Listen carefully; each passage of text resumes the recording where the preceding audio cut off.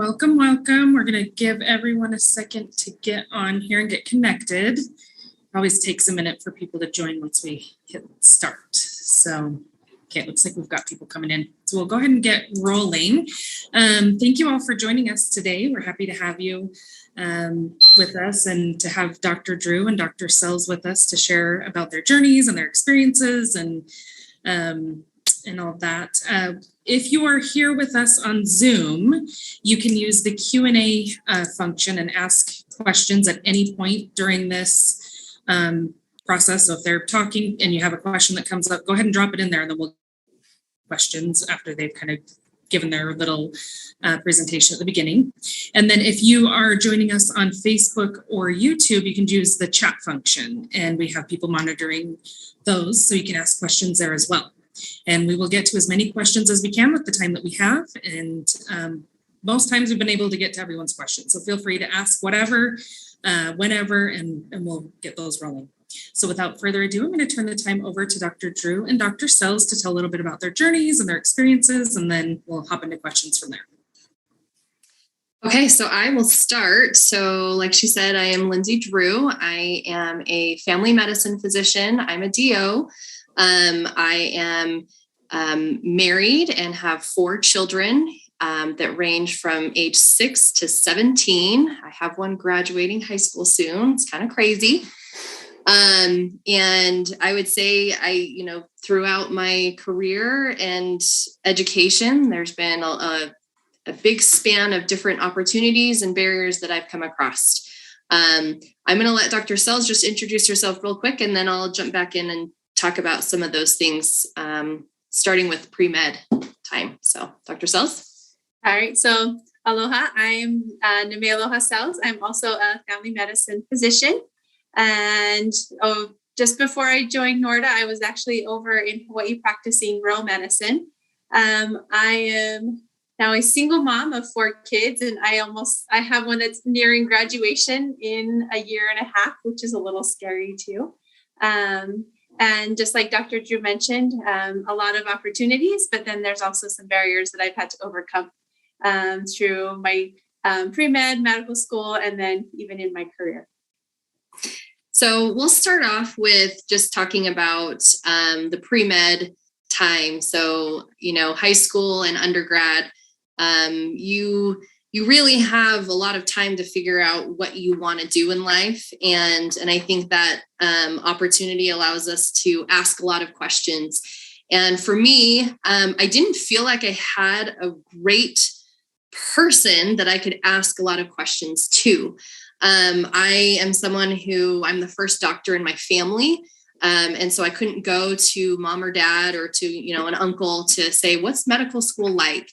And I was at the University of Utah for undergrad, and they did have a pre-med advisor, but I think every school's pre-med advisor is probably a little bit different, and each student's experience with that pre-med advisor is a little different. And for me, I would say I probably didn't have a great relationship with them because honestly, I don't even remember them at this point. I don't know who they were and how often I talked to them. And so one thing that I feel like is a barrier was just not having a good relationship with that person. And so I would, for anyone who's in that process right now of trying to decide if they want to do medical school, certainly figure out who that person is and make sure that you create that relationship to help you. So I didn't really have someone to ask a lot of questions to, and I had to figure that out on my own. And the same thing goes for like mentorship. I didn't have a lot of female physicians that I could look to see what I wanted, what does their life look like, for me to decide if that's what I wanted to do. And so, I actually had to really work hard at that. And my mom is a nurse and she worked at a hospital. And so she would tell me, hey, I know there's family medicine residents that work at my hospital and there's several females. Would you want to talk to them? And so I kind of had to do my own work to make that happen. And I was able to do some shadowing and things with some female residents at the time when I was an undergrad.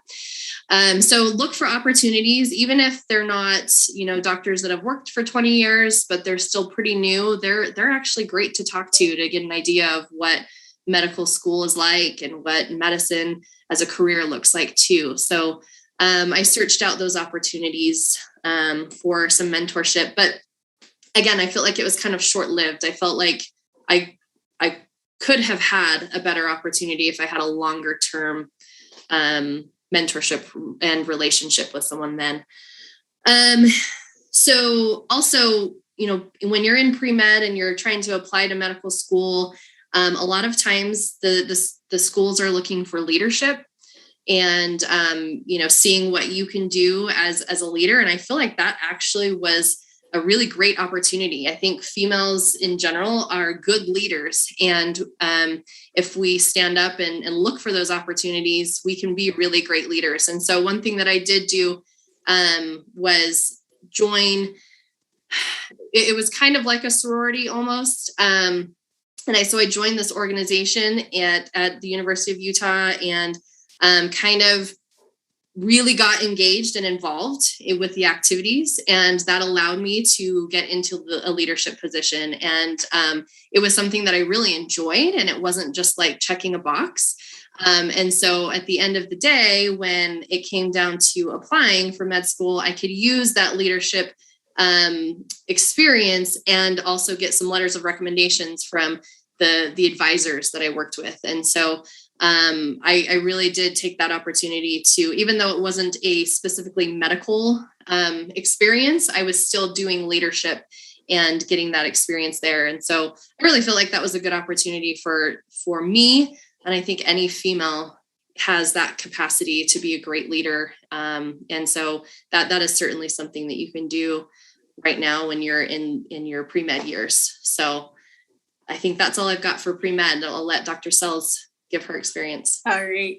So I'm kind of similar. I am the only physician in my family, so I didn't have anybody to show me the ropes or tell me what to do. And I'm not one of those people that knew from the age of 5 that I wanted to do medicine and that I was going to grow up and I was going to be a doctor. I kind of felt like going through high school was kind of out of my reach. I did have a really good mentor. He was my coach I ran cross country and track, and he was a physician. And so he was probably my first exposure. He was my family doc. And then he also treated us on the sidelines when anything came up, which was nice. And I didn't really think about medicine until I had already graduated with my undergrad degree, and I was pregnant with my first child. And my OB was a female physician. And she changed my outlook because every time I would go in for my visits, she made me feel like I was the only patient that mattered. And I'd always been interested in the sciences. I wasn't sure how I was going to incorporate those. And it made me start to think about what would I want to do. And so that's when I actually started looking into a career in medicine. And then all of the barriers came in because I already had a child. I was going back to school to get all of my prereqs. And I don't know how many times I heard the phrase, you can't have both. You already have a child. How are you going to go to medical school? How are you going to be a doctor? You already have a child. You cannot do both. And so I was determined to prove them wrong. And so I got involved in pre-med program, and I went to smaller schools. And so there was a lot of opportunities for me and a lot of interaction that I had with the pre-med advisor and with the science faculty. And it opened up a lot of doors for me. Like Dr. Drew was mentioning, one opportunity was that I was able to serve on a student board for Intermountain in their student position role.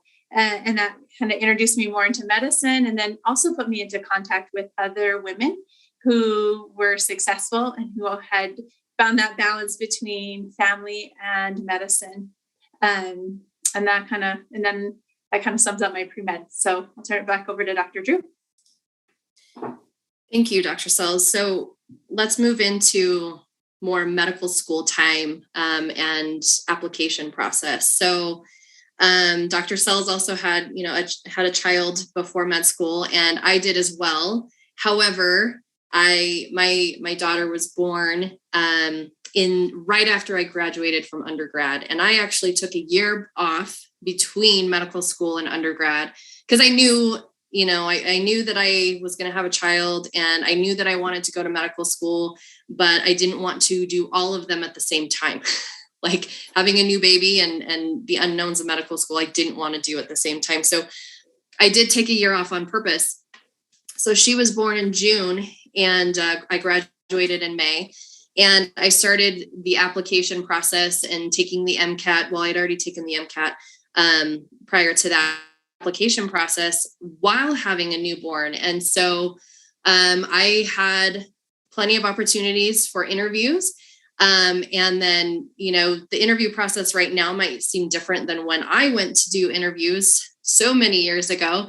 But I had to travel, and I had a baby that I was breastfeeding. And so I had to connect with the admissions team and ask them what accommodations I could make to be able to make that happen. And got a lot of interesting, faces and like, oh shoot, we haven't had to deal with this before.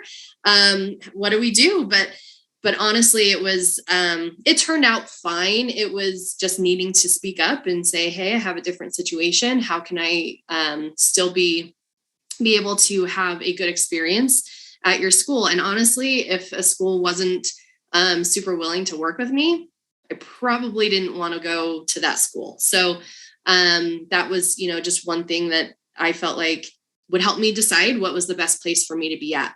So just doing that interview process was a little different, having a child. And then also I was married at the time. And so like Dr. Sells said, there was several people who told her you can't do both. And I never got that like directly telling me you can't do both, but you could see these things start to come out when they're asking, like in your interview, if your husband was okay with moving to whatever state to go to school. And it was like, of course, we've already talked about this. If I'm here to interview, I'm okay to move and he's okay to move. And so it was those assumptions that people have and those biases that people have that are a little bit like annoying and frustrating, but also you learn to deal with, and you have your answer that, of course, I've thought about this. You're not the first person asking me this question. And I am strong enough in what I believe and what I want to do with my life that I can make this work. And so I think there was a lot of positive that came from it, where people could look at me and be like, oh, wow, she's a strong person and she's thought through these things. And yeah, she's great. But it also can be a little bit hard to kind of hear those things multiple times over and over. And again, like there is that annoying factor to it. But for me, it was like, I'm just going to prove these people wrong, that I can still do it and it's fine. And it helped me decide where I wanted to go and where was best for my family. Again, because I was married, I did care where we went, because I wanted to have opportunities for my husband to have a job. And so we decided, after getting acceptance letters, which place would be best for my family in terms of where could he work and what made sense. And so that's how we made decisions. But that was an opportunity for us, that we could just decide whatever was going to be the best for our family at that point in time. During medical school, I would say I was certainly a minority as a mom. But I would say there was a good 48% of my class as a female. And so I felt very inclusive in my medical school class. I didn't feel like there was any specific barriers as a female in school. It was really having a child that really set me apart from everyone else. And that kind of more came down to, do I go study with a group at night when I'd rather be home with my child or my family type of thing.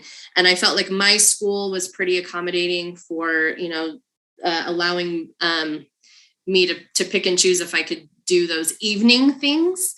But I was still required to attend every single day and go to class. And I knew that that was expected of me, and I made it happen. And I got childcare and we worked it out, and it was fine. And I didn't have any problems that way.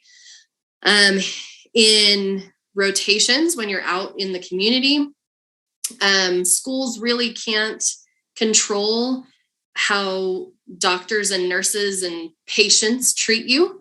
And so I would say that there was plenty of times where someone would say, "Oh, are you a nurse?" Or, I didn't know that you could be a doctor being so young and female, and, some comments that were, again, having some bias to it.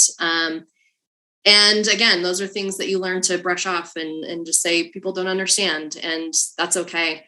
But I tried to turn that around and make that an opportunity, like, educating the patient. Like, of course, I'm your physician. And, isn't it a great opportunity to have a female physician and a different perspective to help work with you and make you the best that you can be in your physical health. So I feel like there was several things that I could have really let it bother me a lot. But if you kind of make that decision that you know what you want to do and you're comfortable with what you're doing, that it's totally fine and workable. And as long as you're communicating with those that you're working with and those in your family and those that you see on a regular basis, then there's really not a big issue. Dr. Sells. All right. So I love that a lot. There's so many similarities between mine and Dr. Drew's journey. But I did the same thing when applying to schools. And so my situation at the time was I was married at the time, and my spouse was also applying to medical school. And so that made my journey a little bit different, because I was a lot more selective in where we could go. And we needed family support, and we already had a child. And so it changed what schools I looked at. And so I wasn't 100% ready to apply, but I thought, I'm just going to send out my application anyways. And so I got accepted into a DO school, and I decided to actually put that on hold and wait a year and wait until my spouse at that time could apply. And so we both applied together. But what we did is we actually called schools. And before I even spent money on applying to schools and money to fly out to these places, I called them and I talked to their admissions offices. And that's a great tip. If you are in that process, talk to the schools, get a feel, because so much pressure is put on you to get into a medical school. But you also have to realize this is a place you're going to be for 4 years. And if you absolutely hate it at this place, medical school is going to be a terrible, terrible journey for you. And so you need to find the right fit. And so I waited a year to find a school that would be a good fit for me and a good fit for my family. And so that second year, I applied. So I applied to the University of Utah the first year, didn't get in, but then I reapplied the second year and ended up getting in, and my spouse ended up getting in as well. But it was a place that we had support and that we could draw on family, because both of us were going through the process and we would need that. And it turned out to be kind of a blessing, I guess, in disguise as well, because my daughter was 1 year older. And so it was a lot easier for us to get her into a preschool daycare. And for my first 2 years in medical school, I treated it like a job. And I was a little different in that I had a child and I was going through it, and I was going through it with a spouse. And so it made my journey a little unique. And then the University of Utah at that time was probably about 30 to 40% female, 60 to 70% male. But then I found people who kind of could relate to me, and they became my study group. But then I feel like having a child and having a family in medicine made me more efficient, because I knew that at 4:35 o'clock, I needed to go pick up my daughter from daycare. And that was my time to be mom. And so I couldn't go play foosball in the afternoon with the others or goof off, because I had to study during that time, because that's the time I had. At 4:30, my medical school hat came off and my mom hat came on, and I had a daughter that I needed to take care of. But it taught me a lot about how to be efficient and a lot of skills that I still use in my career now. And then rotations were a little bit harder because they're not always, you can't do that 8 to 5 hours. Some rotations started at 4:30 in the morning, and I had to be there on the surgery rotation or 4:30 in the morning to round on my patients. But we used family help. And then the same thing, I learned if I worked hard when I was on my rotations, a lot of times if they could see me working hard, if they saw that I got my work done, then the resident or the attending would be like, you know what, why don't you just go home? And so it allowed me to have that time with my child as well. And when I started medical school, which is surprising, she was actually a female, but the dean of student affairs got up and told the entire class, kiss your family goodbye. You're not going to see them for the next 4 years. Your life will be medical school. And it was a little bit hard for me to take initially because I thought, no, I want to be both, and my priority is to be a mom. Can I really do this? But I set out, same thing as to prove her wrong. And I think I read a story to my daughter almost every single night. Sometimes it was over a phone call. It meant getting creative in other ways, but you can find ways that sometimes it is just getting a little creative.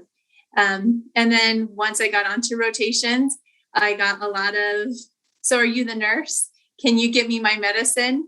And instead of letting that get to me, I decided, you know what? I'm not the nurse. I'm actually going to be taking care of you, and I'm going to give you the best care that you've ever had so that you won't question whether when you have another female physician, you'll be like, oh, are you kind of just to open up their mind and see that female physicians really can make a difference and really can provide good care. So I want to add to that just a little bit. Still being, as a parent in medical school with rotations, I actually had my second child in my 4th year of medical school. And so then I had to deal with going to a different hospital or a different rotation every month, and a different time of day that you had to show up. And yes, I had my 5 a.m. rotations, and then I also was pumping for breastfeeding at the same time. And so I would say that's one thing that's probably changed, is that hospitals have become more aware of that. And now there's areas and locations that we would have access to be able to even pump. But I literally had nothing. And I would be in an empty patient room, or, one day, or I would go to a bathroom and try and sit in a corner, or, just try and find any place that I could to make it work. And you just have to make it work if that's where you're at. But I would say that's probably changed a lot since I was in medical school, that most places have locations now that are more amenable to making that happen. But you don't really get the option to get out of taking your call. When you're a medical student, you do what you're asked to do, and you don't get a say in your schedule. And so you have to be very willing to work around that, whether or not you are a mom or not. And so I think you have to have that perspective going into it, instead of thinking that someone's going to accommodate you. They really are not. It's really your job to make sure that you can accommodate that schedule, the medical school schedule, especially when you're on rotations. But like Dr. Sells said, if you are knowing that you have somewhere to be and someone else relying on you, you can be super efficient. And actually, and I know for sure from knowing Dr. Sells, that everyone saw her and thought she is a freaking rock star, because she gets her work done, and she proved herself that she's, working hard and she wants to get done. And that's what allowed those residents and faculty to say, yeah, you can go home because you got your stuff done.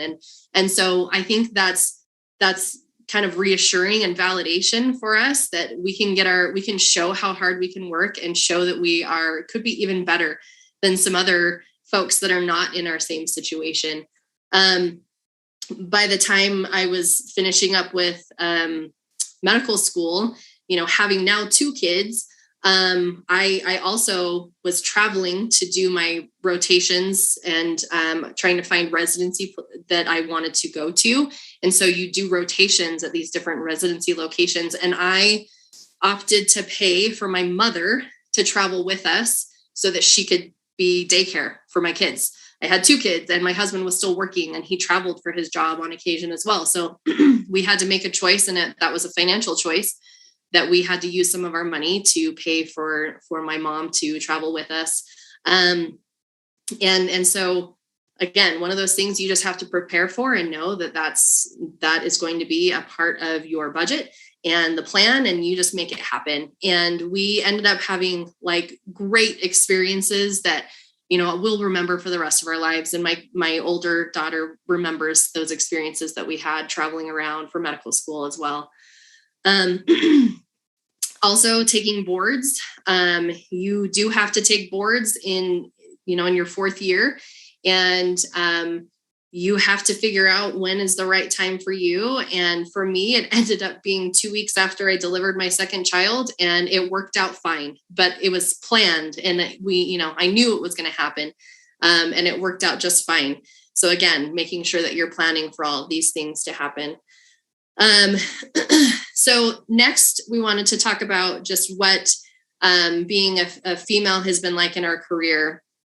And, I would say that kind of all of those biases and stereotypes from the, patients' perspectives or colleagues' perspectives really continue on forever, right? Everyone always thinks you're the nurse, and everyone thinks that you're the one that's going to bring them food, or, that can help them move something in the room. And you kind of just have to be okay with, like Dr. Sells said, showing them that you're going to be the best doctor that can take care of them. And I feel like I try to treat all of my patients just like that. Like, oh, I'm happy to help you, and I will find someone to get you what you need, but I'm here to help you in a different way. And just being really kind about it, but still showing them how great of a physician that you can be. I would say there have been some, colleagues that may not treat females exactly the same as they would treat their male colleagues. And I think that's probably the case in any location that you go to, or in any specialty that you go to. And I don't think that's a reflection necessarily of our profession. I think that's more of a reflection of culture, across the board. Anywhere you go to, you're going to get a different feel. And so if you're practicing in one location and you don't feel that, that's awesome. But, in a different place, it might be very different. And for where I have spent most of my career in Utah, there is some of that, but not a lot. And I would say there's a whole lot more female physicians that are coming into the area, that are showing the community that we are just as good, or probably even better, at delivering care. And I would say that there is many, many patients who prefer a female physician. And we get calls all of the time. Dr. Sells and I both like, hey, where are you seeing patients at? We want to see you as our doctor. And that is not uncommon. As a female physician, we have a great opportunity to really care for a lot of people who want to see a female. And I think there's a few reasons for that. And one of them is that females are better at listening. And who wouldn't want a physician who listens well to them? And I think from the reviews that I've gotten from my own patients, it really did hit home to me that they commented on how much that listening skill was different than they've ever experienced before. And so people really do crave that ability to have a doctor who's listening to them. So we have, as a female, we have great opportunity to affect change in our patients' lives, because we're just willing to listen to them. I would say that we also have it may depend on your training and such, but I would say we probably have a much gentler perspective of how we treat, the bedside manner. Like we're generally a little more gentle and understanding, and are going to treat children, the same as we treat adults, and the same as we treat the elderly. We're a little bit more inclusive that way. And it doesn't matter what specialty that you go into. I think we have that opportunity to show that to our patients. I would say leadership in a career, at least where I'm from, it's a little bit lacking. Like we need to see more females in leadership in medicine. And we're seeing it grow and get better, but I would like to see even more. And again, we have the capacity to be great leaders. We are good communicators. We're good leaders. We just have to show people that we can do it and stand up and be willing to. And sometimes we don't really want to, if we have all these other jobs and responsibilities and family, that we don't want to take the time away from those things to be a leader. And that is certainly a personal choice. And if you feel like you don't have the time to do that, then I would prefer that you be the best person that you can be. But I think we all have the opportunity to be great leaders if we feel like we can, if we can put ourselves out there and give the time to that. And I think we are seeing that more and more, that we have a lot of really great female leadership in medicine. And then I would say the same thing still applies for being a mom. Now I have 4 kids, and now I have 5 people that I have to be aware of their schedule and make sure that everyone is where they need to be, and then also continue that emotional connection with everybody. And so that does take a lot of time, but quite honestly, you practice it and you're intentional in it, and you make it work and you do what's right for you, and it works out great. And it's kind of like on rotations, when you know that you have somewhere to be, you work even harder at it to make sure that you're getting what you want out of it. And so I would say, I would never tell anyone that you can't do both, because I know that I can do it. I know Dr. Sells can do it. And I think if you have that mindset that you can do both, you certainly can. So I'll turn it over to you, Dr. Sells. All right. So yeah, the world is going to be full of naysayers and whatever you do. And so you always have the choice on how you want to take it. And so for me, I had a child at each of the different stages of my training.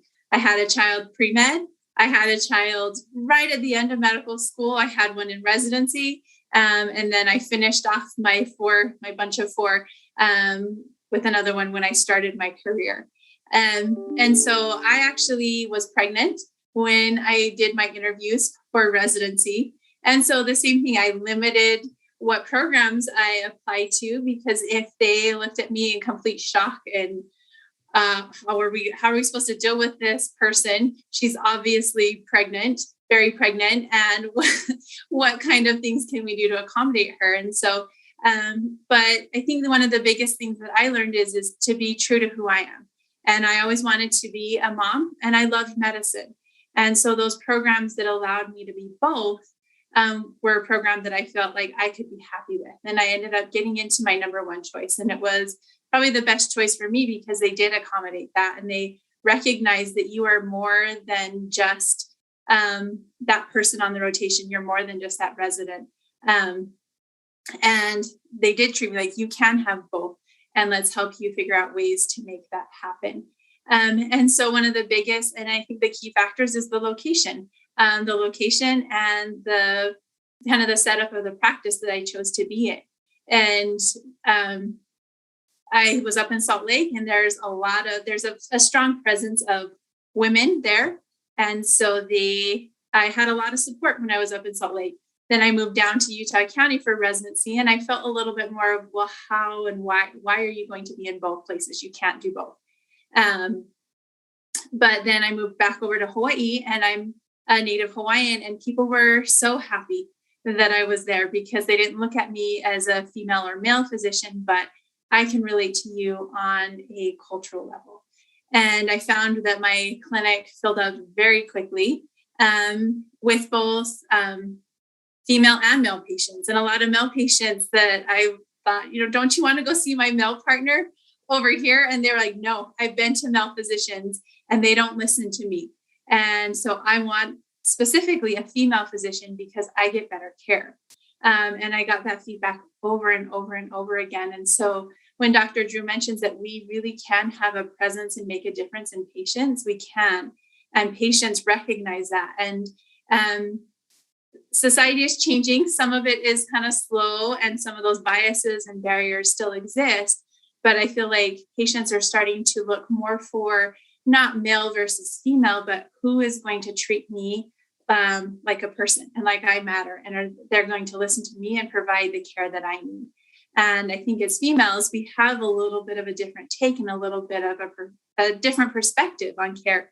And we bring that into our clinics. I once saw like men think in different circles, and here's this circle and this circle, whereas females tend to think more on how like things overlap, and we tend to bring in different things. And I felt like my experience in being a mom and having children made me more relatable. I could understand, I could have more compassion for patients when they were going through things, because I'd been through different challenges or maybe a similar challenge with my own kids or with my own family. And that made me a better physician to care for them. And then we also, I think for me, we have a presence in the community. And so just by going to different sporting events or school events and volunteering in my kids' schools, we have that presence there. And then, by chance, they figure out, you're a physician too. Why don't we utilize you in these other places too? And so there's other opportunities that open up because you play so many different roles a lot of times when you're a female physician. And then the impact that you can have, on the community because you're more involved, say with family or with kids or other things. The community sees you, and you represent the medical community as a whole. And so I think we have more of an opportunity, I'd say, than even our male counterparts to make a difference in the community, kind of at large, and to kind of change things for the better. I think one of the biggest barriers that you always face is trying to find that balance, though, because you can head down any rabbit hole. You can spend so much time doing research or so much time trying to get publications, and it's finding a balance. And when you want to have a career and family, it's really finding that balance. And what are the things that you can drop, and what are the things that you can't? And kind of related to juggling, and you have all these different tasks and all of these balls that you're juggling. And some of those balls are crystal and some of them are rubber. And so the biggest challenge is trying to figure out which ones can you drop and pick up later when you have that time, and which ones, if you drop, are going to shatter, and there's no way that you can bring those ones back. And it's different for everyone, and it's different at different stages. My priorities have always shifted a little bit at the different stages, and I've had to focus on different things throughout my journey, but it's always a learning process. But studies have shown that those women who can find that balance between their personal and professional life are much more successful, and then they're much more happier in their career.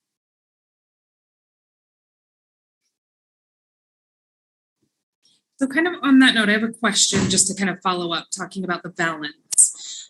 How would you advise prospective students or even current students to, explore and seek that balance? Like, what does that actually look like? Like, you make it sound easy to you just figure out what you can drop and what you can't. And I don't know if it's always that simple. So what does that look like, or what did that look like for you two to actually figure that out?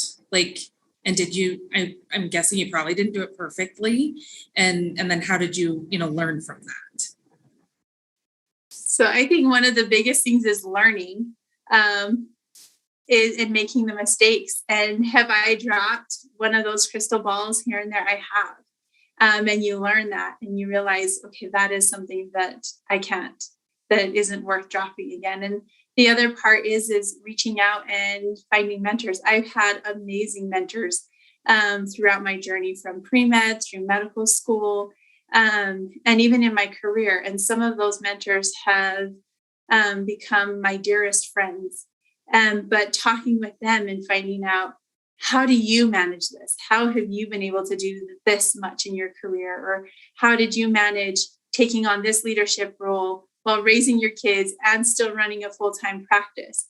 How do you manage that? And then learning from them. And not everything that was ever shared with me, I took in, but I listened and I tried to say, well, let me try to implement that in my life. And some things worked and some things didn't, but it is a trial and an error. And it's growing pains. You kind of grow into it and figure out what works. And even to this day, I'm not perfect. And sometimes I take on too much. And sometimes I realize, okay, I need to just learn to say no and just take this on right now because this is what I can handle. And then maybe when my children are a little bit older, then I can take on these other responsibilities. I would echo that. Really deciding who your support system is going to be is really crucial from the get-go. And I think it's a little bit harder to, for me, I think my support system in medical school was a little different than when I was in residency and my career now, because I really didn't have a lot of people just like me with, having a child. But I did have a really tight-knit group of females in medical school that I could, reach out to and say, hey, I am struggling with a sick kid. Can you help me? Can you take notes for me? Can we study together and, try to make up for that? And so I had this really tight group of students that I could work with, but then also my husband was also my support system in a different way, where we could say, what is our priority this month, and it probably changed from month to month, depending on where I was at with rotations and what is the most important thing that I need to do right now. And so that was really huge. And then in residency and beyond, I think getting that support system of women just like me, like having these mentors have turned into some of my best friends.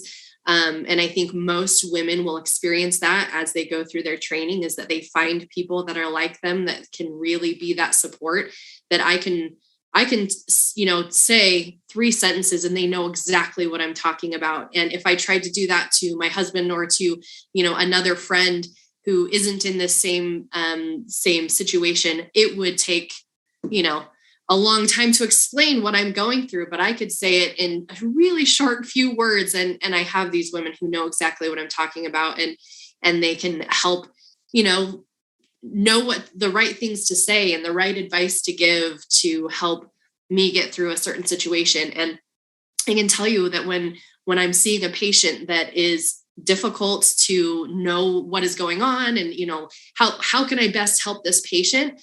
Those are the people that I go to and say, hey, this is what I've got. What do you think I should do? And, those are the ones that are going to be helping me with everything from personal life to medicine, and so you really want to build your support system with people who are going to be, right there anytime you need them. And it's going to change from place to place, from month to month. But knowing who you can rely upon will then help you create those, that balance. And like I said, it will change over time. That's great advice. And I think that's transferable to everyone, male, female, married, not married, kids, no kids. It's about finding that support and remembering that you're not going through this alone, that you can't, like you shouldn't go through this alone. And everyone needs support, and it's okay to ask for help. So that's great. Thank you. Okay, Zane has a question here on Zoom. How do you keep your family relationships alive and well in medical school and residency? And what things did you do different than your single peers? So I can start. In medical school, I had a day where it was a family day, and I literally did not study for an entire day. And whether or not that's right for everyone is different. But I chose Sundays to be that day that it was just a family time. And sometimes that was hard because we had exams on Monday, and sometimes it was killing me, but what that meant was I had to be even more prepared. And I knew going into it that, Thursday, Friday, Saturday were my days that that's all I had. I had to put in all my time and study ahead of time. And then I woke up really early Monday morning to refresh. But setting aside the time and putting that into your plan and scheduling around it was probably the best thing that I could have done for me in medical school. In residency, I didn't necessarily have that luxury where I had to work weekends all the time. And so we, as a family, just decided that we would try and do one family activity a week. And so that may have been on different days, but again, it was really thinking about scheduling, getting things prepared ahead of time so that we can make sure that things didn't get missed. I would always say, I'm going to be the person that's going to drive, my daughter to dance. And on the day that I can't, I'll make sure that, we can get someone else to do it. But I wanted to be a part of the day-to-day activities. And it wasn't that I was over here doing one thing and everyone else had to figure out the rest. I was really very involved with that, and communicating and just making sure that the priority was there to make sure and keep that relationship going. And I would kind of echo those same things. Planning is a blessing and a curse. And I probably tend to, like, everything has to have a plan, and I need my checklist. And I'm learning that you need a mix of both. You need some spontaneity mixed in there as well. But especially in those hard years of the training where you don't have as much control over your schedule, it really comes down to planning and sitting down. And so every week, we'd kind of choose Sunday night, we'd sit down with a calendar and say, here's those things that are coming up. How are we going to do this? Can you take them this time? I'll pick them up from here. We'll do this. And it's communicating and finding the time to make sure that you're involved in those little day-to-day things. And now I've started just finding little moments because I have 4 children, and it's constant chaos sometimes in my house because everybody fights all at the same time, or somebody gets hurt and then something breaks. It all happens at one time. It doesn't ever happen one thing and then the next. It all is one time. But finding little moments, like one-on-one with my children, like right before bedtime, I try to spend 5 to 10 minutes with each child so that they get that one-on-one attention, so that they feel like, mom has a career and this is who she is, but then I matter to her. And that's what it is. It's really keeping those relationships alive, is making sure that they feel like they matter. As busy as you may get, they just need to feel validated and that they matter. So have either of you, it sounds like with planning and that sort of thing, you were able to get all the people to where they need to be at the times they need to be, but did you deal with like mom guilt, and that you weren't the person that could be the one to drive them to that thing? And how have you managed that, and do you still deal with that today? And what does that look like? I was going to say, who doesn't deal with mom guilt, right? I think that comes with any mom in any situation. So yeah, we feel that. And for me, I feel like that was a decision I made a long time ago, before starting medical school, that I would be okay with making sure that this worked. And so, yeah. And I would say I'm totally fine with, getting help in the times where it's really, really hard. I've gone to counseling on, times where I feel like, wow, I really have struggled, and it's okay to get outside help, from, counseling, or just from talking to friends or whatever. That there's going to be phases and seasons of life that happen, that it's going to happen to any person, regardless if you're a female physician or not, that we're still going to need to deal with, just like everyone else will. And so reaching out to the appropriate resources is totally great. But like I said, having that good support system is in place has been really helpful for me to be able to reach out to someone in my exact same situation and say, how did you deal with this? Because this is really hard. And it's really interesting how everyone has a different perspective, a little different spin on how they managed it. And then I could go and try that same thing and see if it works. And the other thing is trying to decide if there's things in your life that are not as important as that one particular thing. Maybe it's that one child that is most important right now, and take away the other stuff, and be okay with knowing that you cannot do it all. And I hear a lot of people say like, oh, wow, you can do everything. And I literally say, no, I cannot. Like, I have given up things that I really enjoyed doing because I know I can't. And I'm okay with saying, nope, I'm okay with not doing that. It was really hard at the beginning to say no. Most women are like that. We feel like we can do all of these things. But at this point in my life, if it's just adding and adding and adding, I'm okay to say no. Like, kids, we're not going to do karate right now. I don't feel like I have the time to get you there. And you are fighting every time I tell you it's time to go. So we're just going to be done with that. And that's okay. Or, I'm decided I'm not going to go to this yoga class anymore because it was taking so much energy out of my life just to get there. And, or saying, no, I can't do that one group project with the community or whatever. And that was hard to learn, how to say that it's okay to let things go, but it's been a huge blessing to be able to do that. Yeah, I mean, echo all of those things, but, and mom guilt is real. And there's been a lot of times when in medical school, I thought, should I just drop out? Because is this taking away too much time from my daughter? And now she's old enough and I've got a really good relationship with her. I actually asked her one day, like, does she regret that I was gone for a call or on rotations, or that some mornings I had to leave at 4:30 a.m. and I wasn't there to take her to school? And the fact is she doesn't actually remember all of those little times. Like, she just remembers collectively.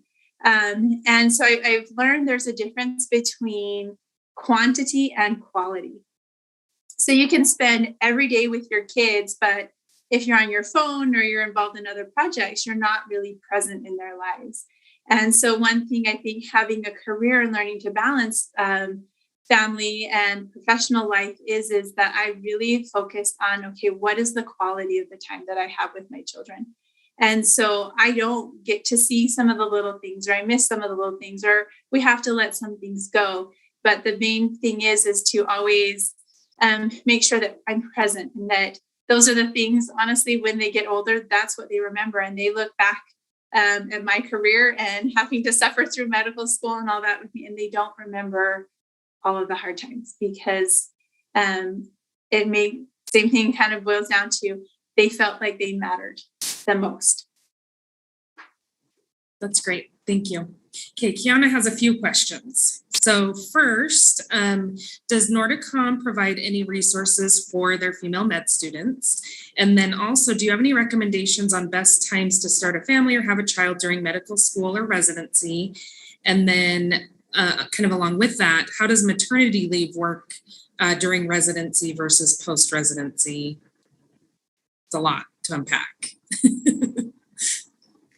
So let's start with what Norda offers. So I would say, and we can all answer these questions, I guess, that we have already established those like clubs and organizations that students can be together. So I think Dr. Sells, aren't you the advisor for American Medical Women's Association? And so we've kind of created these groups that are specific for females, and that has a lot of structure around it. But we also kind of have a really unique opportunity where the students are kind of self-selecting their pods, that they can work with other females if they feel like that's the right person to study with. And so you kind of create some friends that way that are really good support groups. Oh, excuse me. Hang on. That's my doorbell. And so we kind of have created this naturally, where we have students that are working together who can support each other, especially females supporting other females. So something else that is coming in the pipeline as soon as buildings are done is that there are plans to have daycare close to our site, to be able to allow students to have children close to campus. Again, that's a little bit down the road, but that is something that we're thinking about. And then as far as individuals, we are really aware of every student's needs, that they need to have a connection with our faculty. And so we are mentors, advisors, call it whatever you will, where we are able to meet with individuals. And I personally have all female students, and so I'm able to meet with those individuals to give them support individually as a student in general, but also as a female support too. So other thoughts that I didn't think about? I think you covered it really well.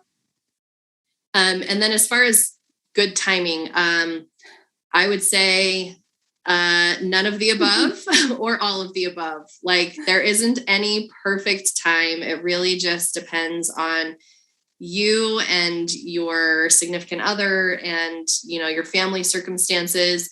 I personally, like I said, I had one who was a year old when I started med school. I feel like that was okay. And Dr. Sells, she was a little bit older too. I had my second one right before a board exam. Probably should have maybe waited until a little bit later after the board exam. But then I also didn't have a brand new newborn when I started residency. So, take your pick there, but kind of think about when your board exams would be. And then as far as maternity leave goes, during medical school, I did not take any maternity leave. I just kept going through because I didn't want to delay graduation.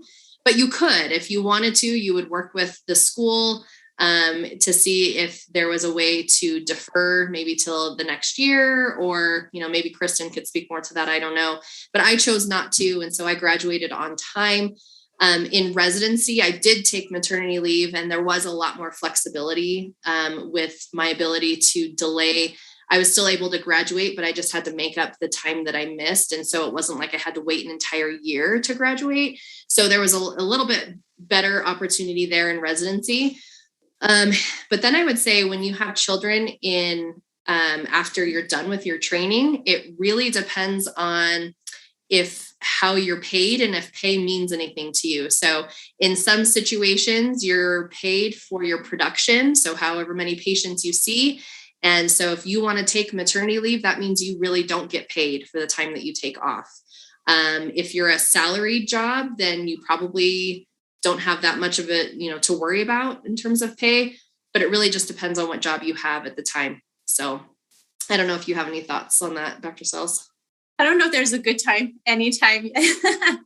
I think when you, at least for all of my children, like when they came and I adjusted for it. And I kind of said, this general idea, but getting pregnant, it's not like, okay, we're going to get pregnant tomorrow, so this baby's due on this particular day. That's not how it works. Sometimes it takes a month. Sometimes it takes 6 months. Sometimes it takes years.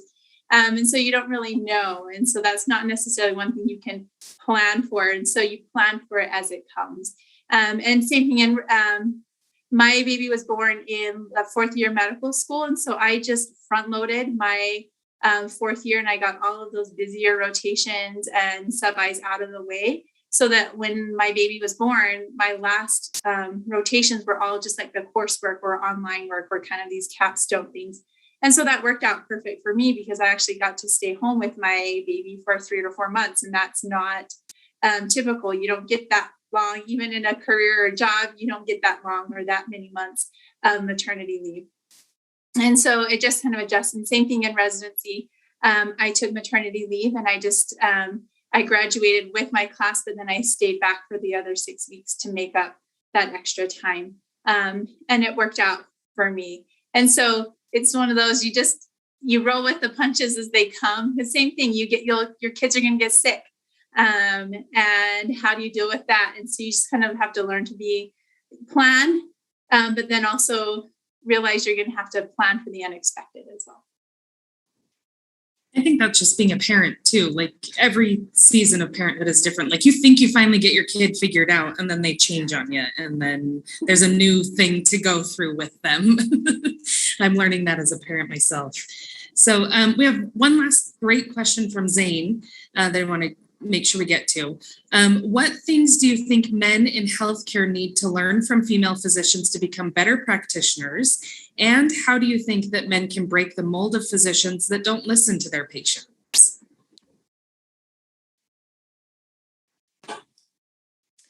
That is a great question. I think men can, practicing their listening skills is probably the best thing that they can do, and looking at each patient as a person who's going to tell you everything you need to know if you give them the opportunity. And so kind of practicing with enough time to allow that to happen. And some people, and I don't want to say it's just a male problem. There are some, plenty of others who have that issue, but there are some who just don't allow for that ability for the patient to have enough time to even tell you what you need to know. And so just having the perspective that the patient really does have the capacity to give you what you need to know if you're willing to listen for it. And then I think, as far as colleagues, men and women physicians, I think that really truly is changing. I've seen it in my career already that male physicians are much more open to the ideas that females have. And I think they already know that we have the capacity to have the same knowledge, but I think they're figuring out that we can come up with even better ideas. And then so listening to those ideas and making changes in their own practices, I think I'm seeing that little by little over time. And that's where I see the women in leadership coming in more frequently, and just embracing that and listening to their, female leaders, and supporting them is probably the best thing that they can do to help females in this profession. And I think it's being collaborative. And so recognizing that, and this goes along, I think, with any part of a team, is you have to recognize that each team member comes to the table with different strengths and different weaknesses.